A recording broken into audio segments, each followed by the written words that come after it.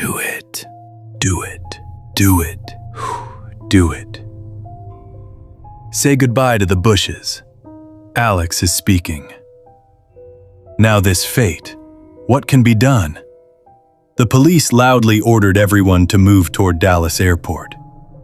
Where today there is a proper gate and a road leading to the airport, now the area is populated. But 30 to 35 years ago, it was completely deserted. Nothing was there. In the evening, it felt like a jungle.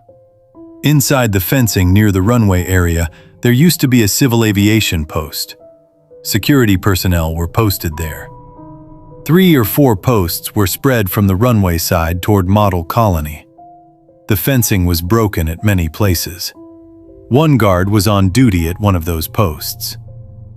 There was nothing around. Only a security mobile patrol that came after every few hours. When it arrived, it would signal, and the guard would blow a whistle to confirm he was awake and alert. The mobile patrol also provided tea and snacks at night because there was no canteen or facility nearby. It was completely isolated. One night, as routine, the patrol came and gave the signal, but there was no whistle response. They thought something was wrong. When they reached the post, they saw the guard half inside the small cabin and half lying outside, unconscious. They immediately lifted him and took him to the airport dispensary for treatment. After some time, when he regained consciousness, he was asked what had happened. He said he was performing his duty normally when he saw a woman coming out of the jungle. She was walking toward him. He called out, "Who are you? Where are you going?" But she did not respond. She kept moving toward the post. The post was a small room with a fan and a light. She came closer.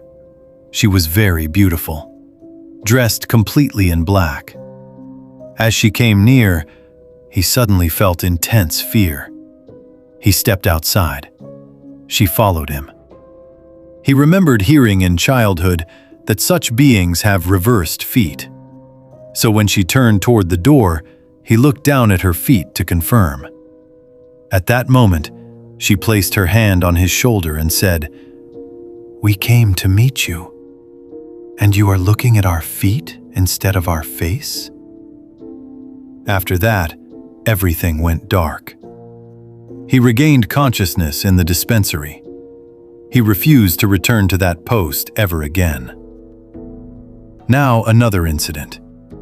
At Dallas-Fort Worth International Airport, near the old terminal area, which was later shifted toward the cargo side, there is a cargo delivery section.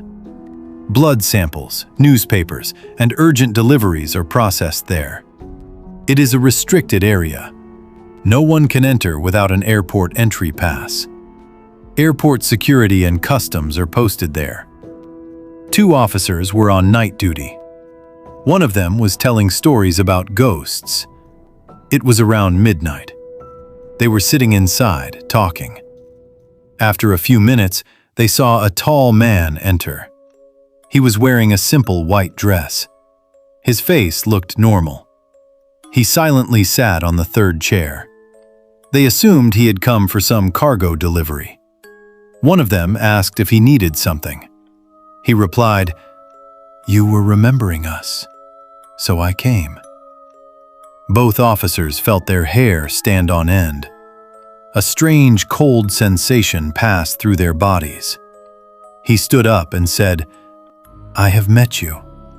Now I will leave." He walked out.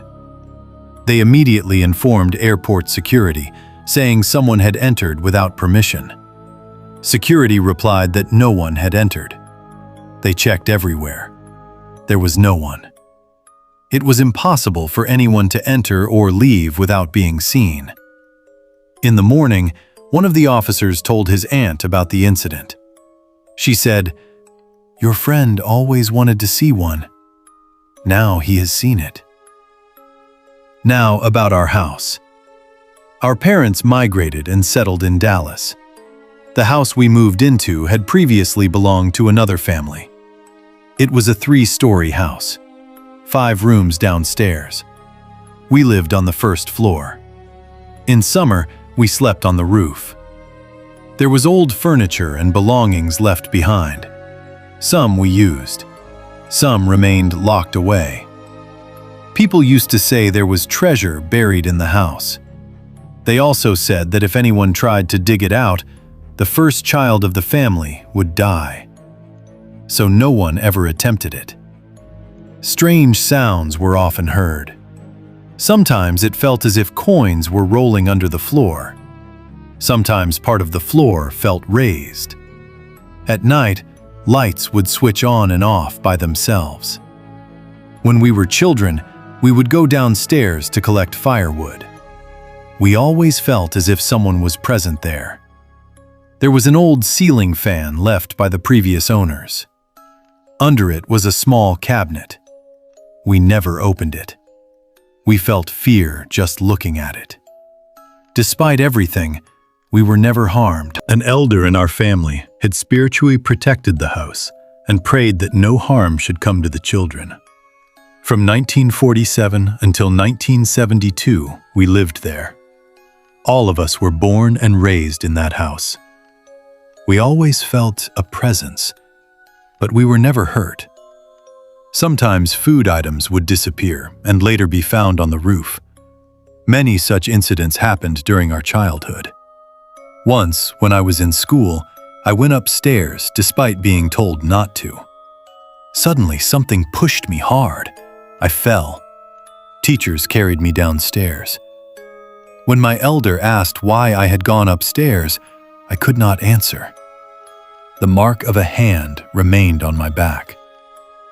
For nearly 30 to 40 years, we lived in that house.